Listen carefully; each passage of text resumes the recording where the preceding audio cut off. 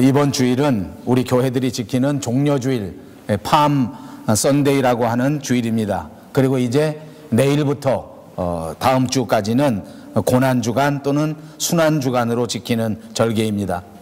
이 종려주일은 흔히 호산나 주일이라고도 부르는 주일인데 1628년 영국의 국교에서부터 시작돼서 그때부터 교회들이 지키기 시작한 절기 가운데 하나입니다.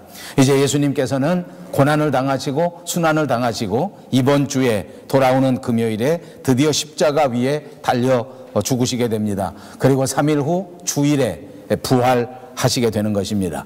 그래서 우리는 이번 주 금요일을 성금요일이라 하고 그리고 돌아오는 다음 주 주일을 부활절이라 이렇게 말하면서 지키는 것입니다. 전에도 한번 말씀드렸지만 사실 신약 성경은 우리 교회들에게 특별히 절기를 지키라 이렇게 요구한 적은 없습니다. 다만 우리가 신앙생활을 하는 데 있어서 절기를 지키는 것이 우리 신앙생활에 어느 정도 유익하다 하는 점은 결코 무시할 수가 없는 것입니다. 그래서 많은 사람들이 절기를 잘 지키고 또 어떤 교회들은 이 절기를 정말 화려하게 그리고 성대하게 지키는 교회들도 있습니다.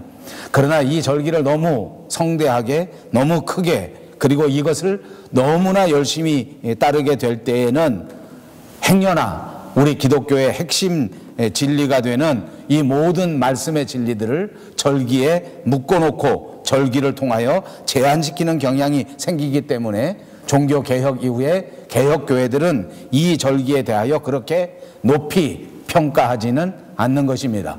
그래서 절기를 다 무시하고 절기를 지키지 말라 하는 말씀은 아닙니다만은 그러나 이 모든 절기의 의미를 깊이 묵상하는 것은 중요하지만 그러나 절기의 메인은 신앙생활은 바람직하지 않다. 다만 우리 개혁교회들은 이 모든 성경의 절기들이 주일날 하나님 앞에 드려지는 주일 예배에 집중하는 것이 맞다 이렇게 말씀드릴 수 있는 것입니다. 그래서 우리 개혁교회들은 소위 말하는 교회가 지키는 교회력이라고 하는 그런 캘린더를 지키지 않습니다. 그러나 이 절기를 지키는 것이 많은 사람들에게 정말 소중하게 생각되는 그런 습관 때문에 오늘날 많은 교회들이 교회력을 지킵니다. 그리고 개혁교회인데도 불구하고 개혁교회 강대상에 교회력에 따라 색깔을 두르는 그리고 띠를 두르고 색깔마다 다르게 예전을 장식하는 경향도 종종 보게 됩니다. 이것은 개혁교회의 전통은 아닙니다. 다시 한번 말씀드립니다. 우리 개혁교회는 오직 주일을 소중하게 여기고 주일이 가장 중요한 절기이기 때문에 이 주일마다 하나님 앞에 나와 말씀을 묵상하고 이 주일마다 하나님 앞에 예배드리고 이 주일마다 그리스도께서 우리를 위하여 대신 짊어지신 그 고난의 십자가를 묵상하고 주님의 죽음을 묵상하고 주님의 부활하심을 바라보면서 언제나 하나님께서 우리와 함께 해주시고 우리에게 크신 은혜를 주실 것이다 라고 바라보고 소망하면서 기대하는 생활을 살아가는 것, 그것이 개혁교회의 그리스도인의 삶인 줄로 믿습니다. 옆에 있는 분들과 인사합니다. 성경대로 믿고 성경대로 실천합시다. 아멘. 예, 우리가 성경을 해석하는 방법에 있어서도 성경의 해석 방법은 여러 가지가 있습니다. 그 방법 가운데 하나는 이 성경 말씀을 해석할 때에 그 말씀이 기록된 상황, 기록된 정황, 소위 말하는 컨텍스트를 이해하는 것입니다. 그 기록이 기록되어진 역사적 사실 그리고 사회적 배경 그리고 문화적이고 종교적인 모든 상황들을 참고해서 이 말씀을 해석하고 이 말씀을 이해하는 것을 말하는 것입니다. 오늘 우리가 본문으로 선택한 이 말씀도 분명히 그렇습니다. 오늘 말씀은 우리에게 너무나 친숙하고 너무나 유명한 말씀이 있는 장절입니다. 항상 기뻐하라, 쉬지 말고 기도하라, 범사에 감사하라. 물론 이 말씀은 말씀만 똑 띄어서 항상 기뻐하라, 그리고 쉬지 말고 기도하라, 그리고 범사에 감사하라 이렇게만 해도 그 말씀을 떼어내서 말씀만 묵상해도 큰 은혜가 됩니다. 이 말씀 자체가 우리에게 주는 메시지가 엄청나기 때문입니다. 그리고 이 말씀만 떼어내서 그 말씀만 붙들고 평생을 살아도 이 말씀이 가장 소중한 말씀 가운데 하나인 것을 분명하게 믿습니다. 그런데 또 다른 방법 하나는 사도 바울이 이 말씀을 왜 기록했는지, 오늘 사도 바울이 데살로니가 교회를 통하여 이 말씀을 우리에게 왜 주셨는지 하는 것을 그 배경과 그 상황과 그 정황과 그 컨텍스트를 한번 들여다보는 것입니다. 그렇게 들여다보면서 이 말씀을 이해하고 이 말씀을 받아들인다면 훨씬 더 풍요로운 하나님의 은혜를 체험하게 될 줄로 믿습니다. 그러므로 오늘 저는 이 시간, 짧은 시간을 통하여 이 말씀이 어떤 배경 속에서 어떤 상황 속에서 기록되어지고 어떻게 우리에게 이 말씀의 은혜가 전해질 수 있는 것인가 하는 것을 생각해 보려고 하는 것입니다. 사도 바울은 데살로니가 지역에 전도 활동을 나갔습니다. 이것이 2차 세계 선교 여행 때 지나갔던 여정입니다. 그리고 그는 이 데살로니가 지역에다가 하나님의 교회를 개척하고 교회를 세웠습니다. 그것이 AD 51년경이라고 역사학자들이 전해줍니다. 이 데살로니가 교회는 이렇게 AD 51년경에 사도 바울에 의하여 세워졌고 개척되어지고 난 그 다음부터 정말로 크게 부흥했습니다. 많은 교인들이 믿음의 소문을 내고 많은 교인들이 소망 가운데 살아가고 많은 교인들이 정말 모든 사람들의 모범이 될 수 있도록 그렇게 믿음과 사랑과 소망의 삶을 살았던 교회입니다. 그런가 하면 이 데살로니가 교회인들이 개척할 때에는 정말 상황이 좋지 않았습니다. 왜냐하면 이 초대교회의 이 정부는 어떻게 하든지 교회를 박해하고 어떻게 하든지 교회의 성장을 막으려고 하고 어떻게 하든지 극심하게 이들을 핍박하는 정부였기 때문입니다. 이렇게 상황은 좋지 않았습니다. 많은 사람들이 예수 믿는다고 붙잡아가고 예수 믿는다고 비난하고 심지어는 예수 믿는다고 때리고 예수 믿는다고 감옥에 붙들어가는 이런 상황, 이런 박해 속에서 어떻게 그들이 이 하나님의 교회를 세워가고 어떻게 그들이 이 교회를 든든하게 세워갈 수 있었는가, 이것을 우리는 한번 생각해 볼 필요가 있습니다. 여러분, 이 데살로니가 교회의 교인들은 이런 엄청난 핍박의 상황 속에서, 이런 고난의 상황 속에서도 결코 흔들리지 아니한 채 하나님의 교회를 위하여 자기의 생명을 바치고 목숨을 바치고 그리고 모든 땀과 눈물을 하나님의 교회에 쏟아부었습니다.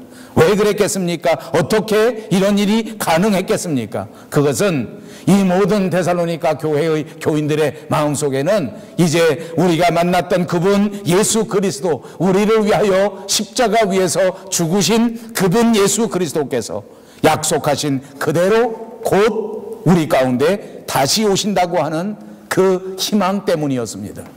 이제 곧 주님이 다시 오실 것이다. 이제 곧 이 환난의 날이 끝이 나고 우리를 위하여 약속해 주신 그 약속 그대로 주님께서 재림하실 것이다.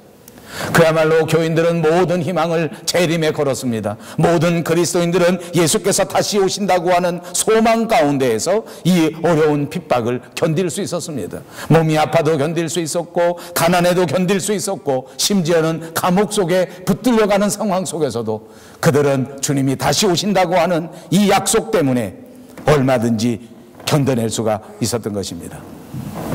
그렇습니다. 이 교인들은 예수님이 다시 오실 것을 분명히 믿었기 때문에 세상에서 살아가는 것은 그렇게 중요하지 않았습니다. 내가 세상에서 어떤 형편에 처하여 있는지, 내가 세상에서 물질 생활이 어떠한지, 내가 세상에서 육체적 건강이 어떠한지, 이것은 그토록 심각한 문제가 아니었습니다. 주님이 곧 다시 오실 것이라고 분명하게 믿었고 분명하게 생각했기 때문입니다.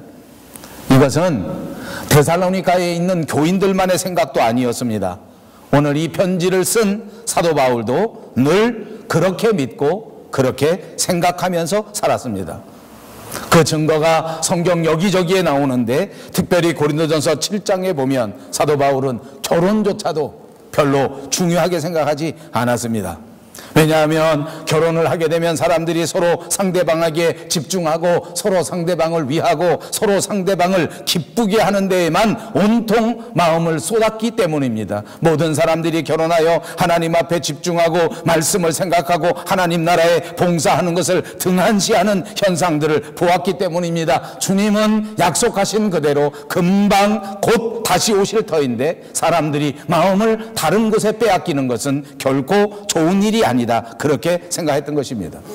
그리고 우리의 삶의 모든 초점을 다시 오실 주님 앞에 맞추는 것이 중요하다. 나는 모든 삶의 중심을 다시 만날 예수님을 위하여 살아야 된다, 이렇게 생각하는 것이 성경적이요, 이렇게 생각하는 것이 그리스도인의 삶이다, 이렇게 생각했단 말입니다. 바울은 정말 그렇게 생각했습니다. 그래서 그 자신도 결혼하지 않았습니다. 그 자신도 그 어떤 것에 관심을 갖지 않았습니다. 정치적으로, 사회적으로, 문화적으로 취미생활도 하지 않았습니다. 오직 다시 오실 주님의 재림, 그 약속만을 바라보면서 그렇게 목숨 바쳐 살았던 그런 사람이었습니다. 그런데 여러분, 문제가 생겼습니다. 다름 아니라 예수님의 재림이 지체되고 있는 것입니다. 금방 오실 줄 알았던 주님의 재림이 아무 소식 없이 늦어지는 것입니다. 그리고 그 사이에 우리 믿음의 동료들이 한 사람씩 늙어갑니다. 그리고 그 사이에 우리의 믿음의 동료들이 한 사람씩 죽어갑니다. 여전히 그리스도인들은 계속해서 정부의 핍박을 받습니다. 박해를 받습니다. 그리고 시간이 지나면 지날수록 그리스도인들이 유혹을 받게 됩니다. 예상치 못했던 이슈들이 발생합니다. 예상치 못했던 여러 가지 어려운 점들이 계속해서 생겨나고 있습니다. 자, 그렇게 되고 나니까 사도 바울을 비롯한 교회 지도자들은 이 상황이 정말 어려운 상황이 되지 않았겠습니까? 이제 열심으로 주님이 금방 오실 것이라고 생각하면서 그렇게 살아가는 이 그리스도인들에게 어떤 말씀을 전해주어야 할까?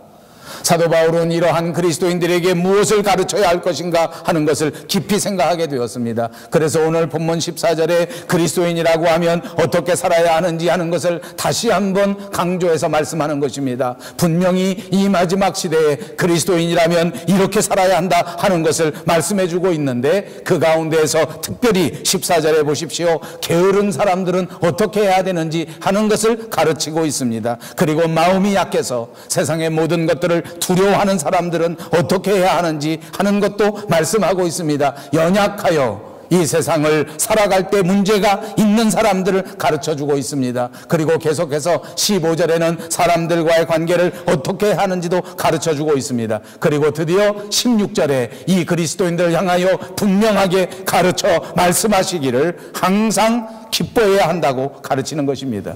17절을 보십시오. 그리스도인들은 언제나 쉬지 않고 기도해야 한다고 말씀합니다. 18절을 보십시오. 어떤 상황에서든지 무조건 감사하라고 가르치고 있는 것입니다.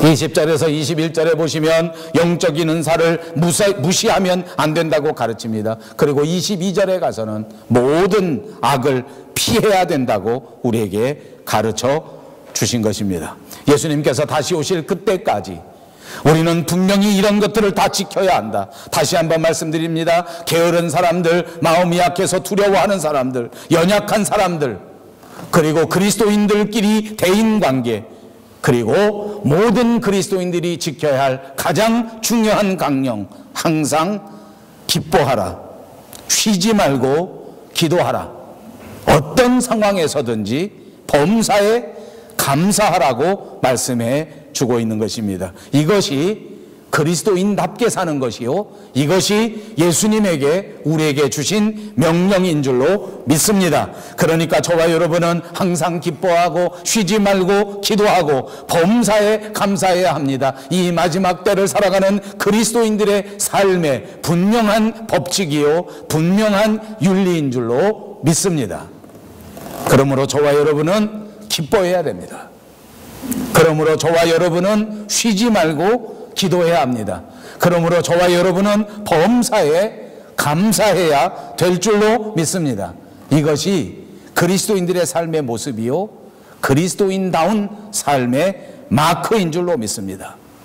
물론 여러분, 그리스도인다운 그런 마크는 이런 것 말고도 여러 가지가 있을 수 있습니다. 그리스도인이라고 하면 다른 어떤 사람들보다도 또 누구에게나 친절해야 할 것입니다. 여러분, 그리스도인들의 마크 가운데 또 중요한 것은 부지런한 것입니다. 그리스도인들은 언제나 부지런하게 살아야 합니다. 다른 어떤 세상 사람들보다 부지런해야 합니다.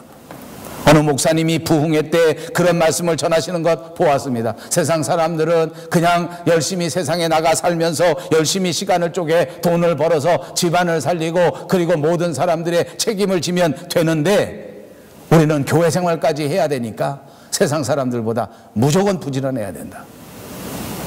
그 맞는 것 같아요. 어떤 사람들이 왜냐하면 신앙생활을 한답시고 집안일은 등한시하고 세상 일은 등한시해서 비난을 받는 사람이 많이 있지 않습니까?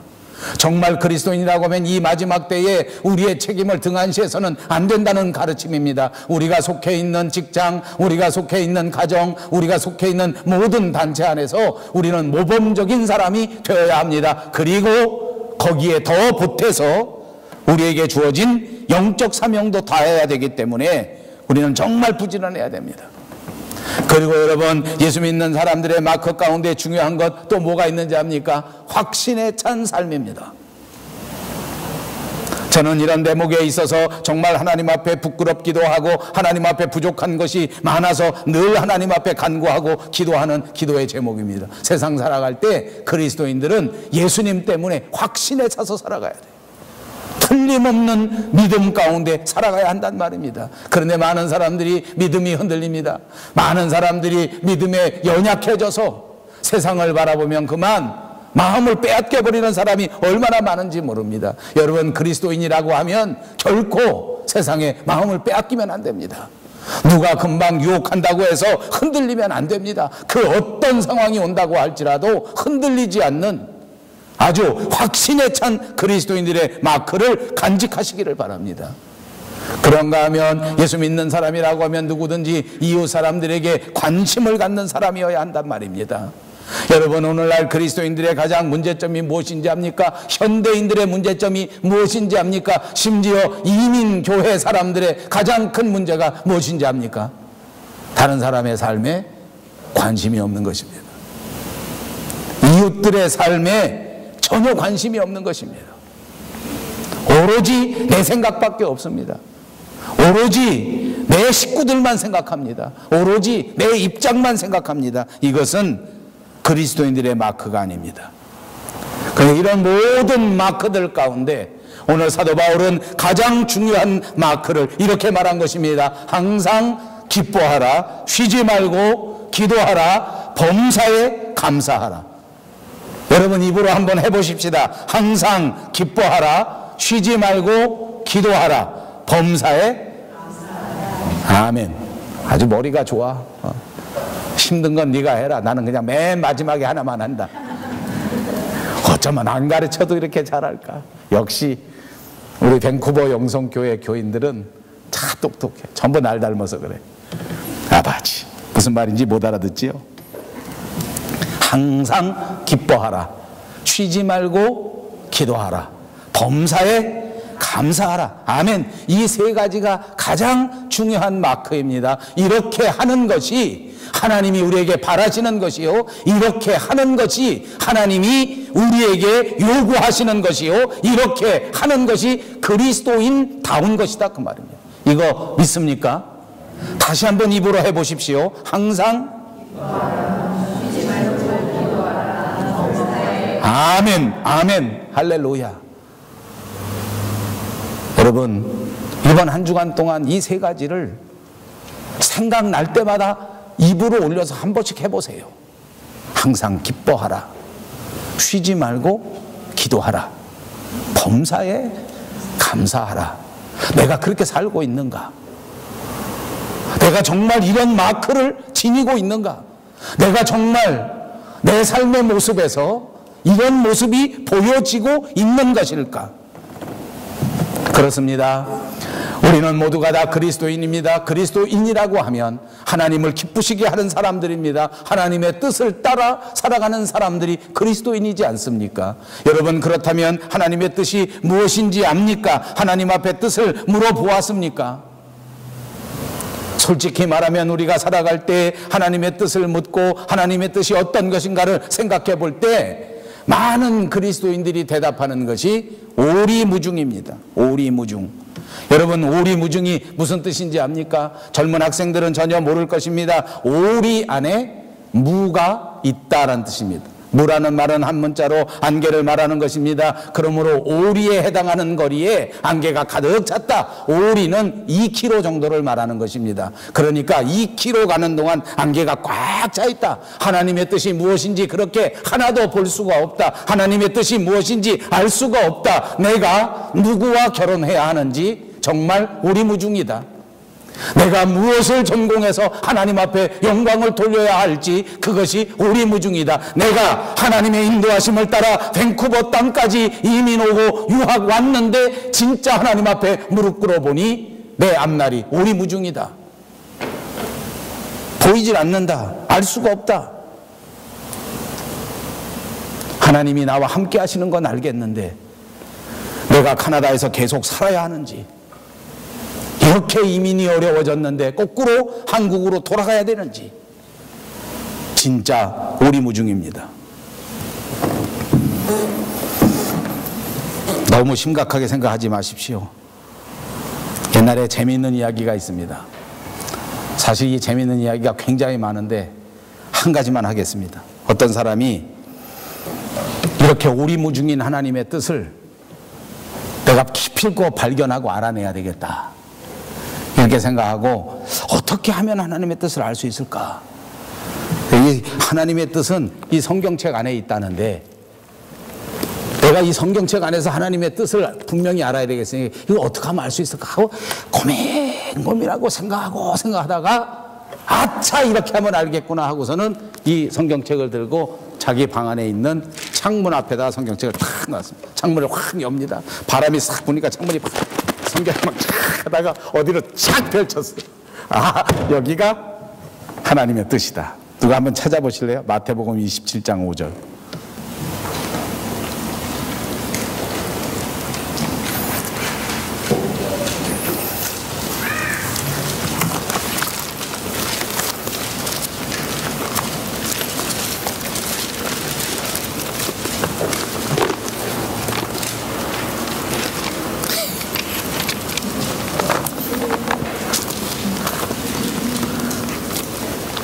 빨리 읽어요. 마태복음 27장 5절.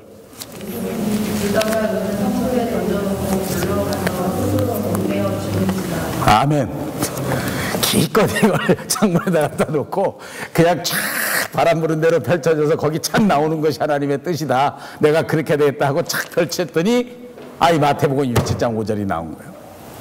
그러니까 아무리 생각해도 이건 아니다, 이게 정말 아니다 해서 에이, 하나님 한 번만 더 해봅시다 해가지고 다시 또 창문 앞에다 갖다 놓고 문을 확짝 열었습니다. 탁 했는데 그 다음에 또 나왔습니다. 그 다음에 나온 거는 요한복음 13장 27절이에요. 또 읽어보세요.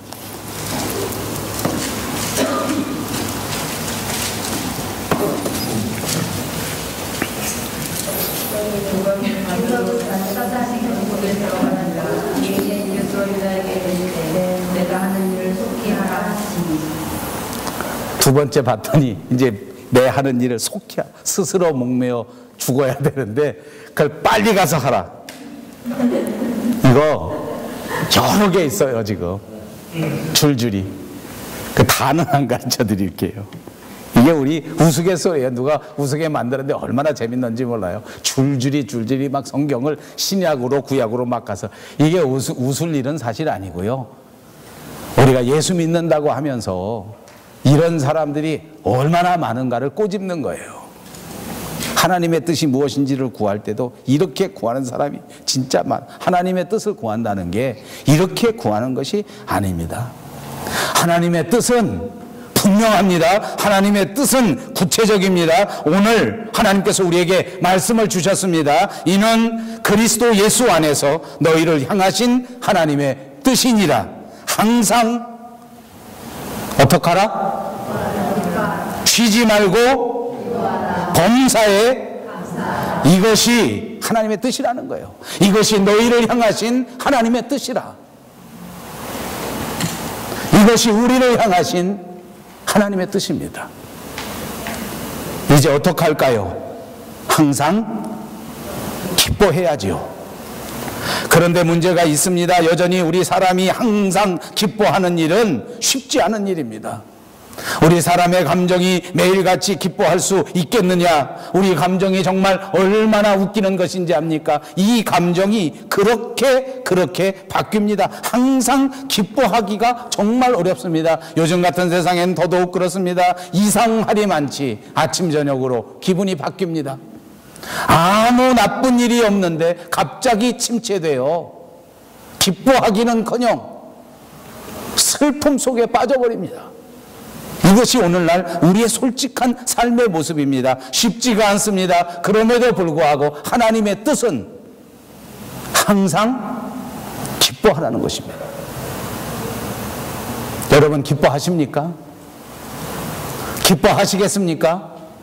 아멘. 아멘. 항상 기뻐하십시다. 하나님의 뜻이 그렇다니까. 이 세상 살 때 항상 기뻐해야 되는구나. 내 마음의 감정이 조금 가라앉으려 할 때 이 말씀을 떠올리십시오. 이 명령을 기억하십시오. 아니다. 하나님이 나로 하여금 항상 기뻐하기를 바라신다. 어떤 상황 속에서도 기쁨 속에 넘쳐나기를 바라신다. 어떻게 사람이 쉬지 않고 기도할 수 있겠습니까? 이 말씀은 우리가 그냥 입으로 중얼중얼하면서 매일같이 끊어지지 않게 말로 기도하라는 말이 아닙니다. 하나님 앞에 쉬지 말고 기도하라고 하는 것은 우리의 삶의 전체를 하나님의 임재 앞에 놓아두라는 것입니다. 날마다 하나님 앞에 기도하는 마음으로 살아가라는 것입니다. 내 삶의 목적 전체를 하나님 앞에 놓으라는 것입니다. 어떤 일에서도, 어떤 목적에서도, 어떤 변화 속에서도 우리는 하나님 앞에 서 있는 사람으로 살아가는 것, 그것이 쉬지 않고 기도하는 것입니다. 직업을 구할 때에는 살짝 기도하지 않고 내 마음대로 정하는 것은 쉬지 않고 기도하는 것이 아닙니다. 돈을 벌기 위해서 하나님은 잠깐 딴 데 가 계십시오 라고 생각한다면 그것도 쉬지 말고 기도하는 것이 아닙니다. 범사에 감사하라는 것은 무엇입니까? 어떤 상황에서도 감사하라는 것입니다. 이것은 진짜 불가능해 보이지 않습니까? 어떻게 우리가 어떤 상황에서도 감사할 수 있겠느냐는 말입니다. 마지막 때에 이 세상 사람들의 특징 가운데 하나는 감사를 모르게 될 것이라고 예언해 주셨습니다. 이 세상 사람들은 마지막 때가 이르면 감사를 알지 못한다는 것입니다. 감사를 모른다는 것입니다. 우리는 이런 시대 속에서 살아가고 있습니다. 이 시대 속에서 감사하기란 더 어렵습니다. 우리의 삶을 돌이켜 보십시오. 여러분을 꾸짖는 것이 아닙니다. 저 자신을 향하여도 똑같이 말합니다. 과연 내가 감사하면서 살았던가? 감사를 잊어버리고 감사를 던져버리고 그리고 정말 배은 망덕하게 살지 않았는가? 여기서 자유로운 사람은 없을 것입니다. 왜냐하면 세상의 풍조가 그러하기 때문입니다. 이 세상 사람들은 모두가 다 감사하지 않습니다. 마지막의 때에 이르면 이를수록 더더욱 감사가 없어집니다. 여러분, 이런 상황 속에서 우리 그리스도인들은 하나님의 뜻이 범사에 감사하는 것이기 때문에, 하나님의 뜻이 어떤 상황 속에서도 감사하는 것이기 때문에 우리는 날마다 감사의 말을 해야 될 것입니다. 우리는 날마다 은혜라고 하는 말을 해야 됩니다. 입을 열면 감사, 입을 열면 은혜, 이것이 이 말에, 이 우리의 입술에도 버릇이 되고 습관이 되어야 된다고 말이에요. 누구든지 감사하고 은혜 속에서 살아가는 훈련이 되어져야 됩니다. 우리 가족들을 가르쳐야 합니다. 우리 아이들을 가르쳐야 합니다. 우리 친구들에게도 모범을 보여주어야 한 것입니다. 여러분, 우리 그리스도인들이 감사해야 할 근거는 무엇입니까? 그것은 하나님께서 우리를 위하여 해 주신 일을 생각할 때에 너무나 분명하지 않습니까? 주님은 우리를 위하여 십자가 위에서 그 보혈을 흘려주셨습니다. 아니, 그보다 먼저 주님은 우리를 존재하게 만들어 주셨습니다. 하나님이 아니고야 이 세상에 피조된 사람이 누구가 있겠습니까? 그러므로 우리는 범사에 감사할 수 있습니다. 하박국 성경의 마지막에 나오는 유명한 말씀을 기억하십니까? 비록 무화과 나무가 무성치 못하며 포도나무에 열매가 없으며 감람나무에 소출이 없으며 밭에 식물이 없으며 우리의 양이 없으며 외양간에 소가 없을지라도 나는 여호와를 인하여 즐거워하며 나의 구원의 하나님을 인하여 기뻐하리로다. 농사가 잘 안 됐습니다. 추수할 것이 없습니다. 비즈니스가 잘 안 됐습니다. 우리 가족이 그렇게 부흥하지 못했습니다. 비록 그럴지라도 나는 하나님을 인하여 즐거워하며 나의 구원의 하나님을 인하여 기뻐하리라. 결과가 잘 나왔기 때문에 드리는 감사가 아닙니다. 내가 계획한 그대로 다 이루어졌기 때문에 드려지는 감사도 아닙니다. 그렇게 되지 않았더라도 하나님 앞에 감사하는 감사의 제목입니다. 깊이 생각해 보십시오. 우리 그리스도인이라고 하면 그렇지 않더라도 감사할 수 있습니다. 왜냐하면 우리가 때로는 비즈니스가 잘 안 되고 우리가 때로는 올해 추수할 것이 많지 않았다고 할지라도 여전히 하나님께서는 우리를 구속하셨고 여전히 하나님께서는 우리를 창조하셨고 여전히 하나님께서는 나와 함께 계시다고 하는 엄연한 사실입니다. 그러므로 그것 때문에 우리는 하나님 앞에 감사할 수 있지 않습니까? 비록 몸이 아플지라도 하나님은 독생자 예수 그리스도를 우리에게 보내주셔서 우리보다 훨씬 더 큰 고통과 아픔을 겪게 하시고 우리를 구속하셨습니다. 그러므로 우리는 얼마든지 감사할 수 있는 것입니다. 때로는 우리의 가족들 때문에, 때로는 잃어버린 내 중요한 것 때문에 하나님 앞에 감사가 나오지 못한다고 말할 수 있을지 모르겠습니다. 그러나 생각해 보십시오. 내가 가진 것을 잃어버렸다고 할지라도, 내가 가장 귀하게 여기는 건강을 잃어버렸다 할지라도 여전히 하나님께서는 그분의 독생자 예수 그리스도를 우리를 위하여 완전히 내어주셨습니다. 그리고 우리에게 구원의 선물을 베풀어 주셨습니다. 그러므로 우리는 이 사실을 잊지 말아야 합니다. 어떤 고난 속에서도, 어떤 상황 속에서도 범사에 하나님 앞에 감사할 수 있는 줄로 믿습니다. 그리고 여러분, 그리스도인으로서 또 한 가지 중요한 것이 있습니다. 그것은 내가 지금 처해져 있는 상황이 하나님께 감사할 수 있는 상황이라고 믿는 것입니다. 여러분, 이거 굉장히 어려운 일입니다. 다시 한번 들으십시오. 내가 지금 처해져 있는 상황이 하나님 앞에 감사할 수 있는 상황이다. 왜 그런지 아십니까? 마태복음 7장에 보니까 아들이 떡을 달라고 하는데 돌을 줄 아버지가 어디 있겠는가? 아들이 생선을 달라는데 뱀을 줄 아버지가 어디 있는가? 하늘에 계신 우리 아버지께서 우리 자녀들에게 언제나 필요한 것, 있어야 할 것, 좋은 것을 주시지 않겠느냐? 아멘. 여러분, 이거 믿습니까?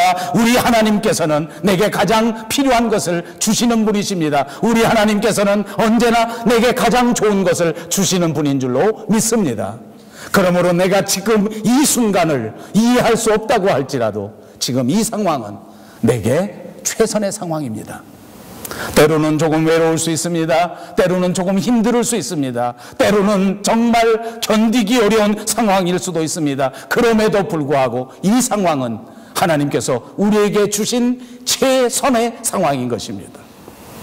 이걸 믿어야 한단 말입니다. 그래야 하나님 앞에 감사를 드릴 수 있습니다. 여전히 나는 내가 왜 이런 고난을 당하는지 그 이유를 알 수가 없습니다. 여전히 내가 하나님 앞에 최선을 다했는데 왜 이렇게 힘드는지 그 이유를 알 수가 없습니다. 여러분, 이유를 알려고 하지 마십시오. 때로는 그 이유를 하나도 몰라도 괜찮습니다. 우리 하나님께서 알아서 하시는 것이기 때문입니다. 하나님은 반드시 어떤 상황을 변화시켜서 좋은 것으로 만들어 주십니다. 저와 여러분의 그 어떤 컨텍스트도 반드시 하나님이 원하시는 아름다운 열매로 바꾸어 주실 줄로 믿습니다. 믿으면 됩니다. 믿으십시오. 그러면 믿음대로 하나님께서 여러분을 바꾸어 주실 줄로 믿습니다. 하나만 더 강조합니다. 이렇게 감사는 하나님 앞에 전폭적인 믿음을 말하는 것입니다. 감사하고 싶으십니까? 하나님 앞에 모두 다 맡기십시오. 감사라는 말은 히브리 말 토다라고 하는 말입니다. 모든 것을 다 드린다, 모든 것을 다 내던진다는 말이 감사입니다. 하나님 앞에 드리는 감사는 하나님 앞에 모든 것을 다 드리는 것입니다. 내가 가진 문제도 주님 앞에 드립니다. 내가 가진 마음도 주님 앞에 드립니다. 내가 가진 인생 전체를 주님 앞에 드리는 것, 그것이 하나님 앞에 드리는 감사입니다. 내 삶을 주관하시는 분이 하나님이시요, 내 삶을 이끌어 가실 분이 하나님이시기 때문에 어떤 상황 속에서도 내 인생을 하나님 앞에 드리는 것, 그것이 감사인 것입니다. 세상을 살다 보면 아무리 교회를 다녀도 짜증나는 일이 생깁니다. 세상을 살다 보면 아무리 교회를 다녀도 원망스러운 일이 생깁니다. 눈을 트십시오. 우리를 향하신 하나님의 뜻을 다시 기억하십시오. 세상을 바라보면 우리의 문제는 해결되지 않습니다. 우리의 눈을 들어 우리를 향하신 그분의 정확하신 그 하나님의 뜻을 깨달으시면 우리는 다시 감사할 수 있습니다. 예전에 제가 캐나다에 오기 전에 제가 있었던 홍은동 지역의 사무실에서 단골로 다니던 식당이 있었습니다. 여러분, 한 식당에서 음식을 나누어주고 손님을 수발하는 일은 여자들에게 결코 쉬운 일이 아닙니다. 저녁 시간쯤 되면 피곤해서 견디질 못할 겁니다. 팔이 아프고 힘들고 그렇습니다. 근데 제가 그 집에 단골로 다니는데 지금도 잊어버리지 않습니다. 그 연희동에 어느 교회 다니는 집사님, 30대 후반의 젊은 여자분이었는데 생기기도 이쁘게 생겼는데 표정이 얼마나 예쁜지 제가 2번 갈 거 3번 가게 되더라고요. 매일 식당 가서 밥 먹습니다. 지금도 그 기억이 남습니다.